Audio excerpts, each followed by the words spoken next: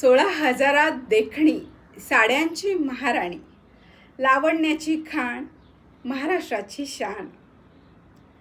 महाराष्ट्राच्या सांस्कृतिक वस्त्र परंपरेत अगदी मानाचं स्थान, सन्मानाचं स्थान पटकावलेली ही पैठणी साडी.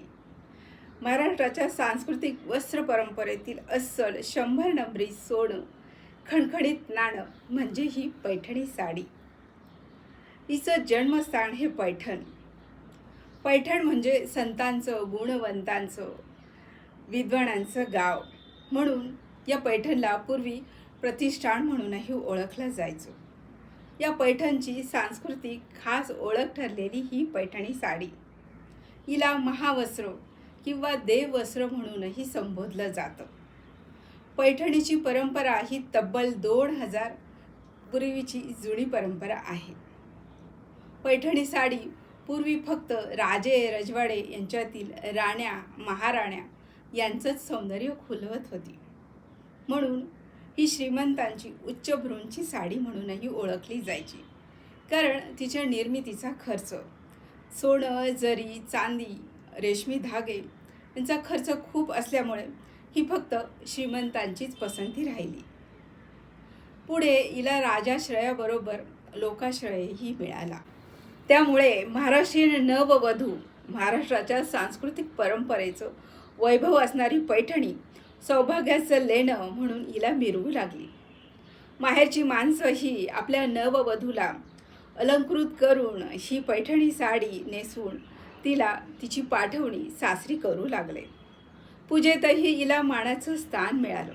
त्यामुळे पंढरपूरच्या विठू माऊलीला, कोल्हापूरच्या अंबाबाईला हे महावस्त्र विणून खास सजवले जाऊ लागलं. अशी या पैठणीची पुढे स्थित्यंतर झाली. जसा काळ पुढे सरकत होता तशी पैठणीला उतरती कळा येऊ लागली. दुसऱ्या महायुद्धानंतर आर्थिक मंदी आल्यामुळे सोन्या चांदीचे भाव वाढले गेले. त्यामुळे हातमागावरील कारागीर बेरोजगार झाले. हातमाग जाऊन यंत्र आल्यामुळे ह्या कारागिरांना काम मिळेना. त्यामुळे बरेच कारागीर पुढे विस्थापित झाले आणि पैठणीचा राजाश्रय संपुष्टात आला. काही वर्षानंतर भारतीय ऐतिहासिक सांस्कृतिक परंपराचा वारसा लाभलेल्या या पैठणीच्या पुन्हा सुगीचे दिवस आणण्यासाठी शासनाने जोरदार प्रयत्न केले. त्यामुळे पैठणसोबतच येवलाही पैठणी निर्मितीत अग्रेसर झाला. जी साडी फक्त राजघराण्यातील स्त्रियाच घालून मिरवत होत्या, ती साडी आज सर्वसामान्य घरातील स्त्रीही अभिमानाने मिरवू लागली. हा पैठणीचा पुन्हा नवीन प्रवाह सुरू झाला. आता अशी परिस्थिती आहे की लग्न कुणाचंही असू दे, स्वतःचं किंवा इतर घरातील कुणाचं, पण पहिली पसंती ही पैठणीलाच मिळू लागली आहे. कारण यंत्रावरील पैठण्या आल्यामुळे पैठणी निर्मितीचा खर्च कमी होऊन ती सर्वसामान्य लोकांना परवडू लागली आहे. त्यामुळे प्रत्येक स्त्रीचं स्वप्न हे आपल्याकडे एक तरी पैठणी असावी हे आता पूर्ण होऊ लागलं आहे. पैठणीचं मुख्य आकर्षण म्हणजे हिची बॉर्डर आणि हिचा पदर. हिच्या पदरावर मोर, पोपट, मैना, कमळ, कोयरी, बांगडी, अक्रोटी, अजिंठा अशा प्रकारचं नक्षीकाम जरीनं यावर केलेलं असतं. आसवली, सिल्क ब्रोकेट, टिश्यू, कॉटन या धाग्यात ती बनते.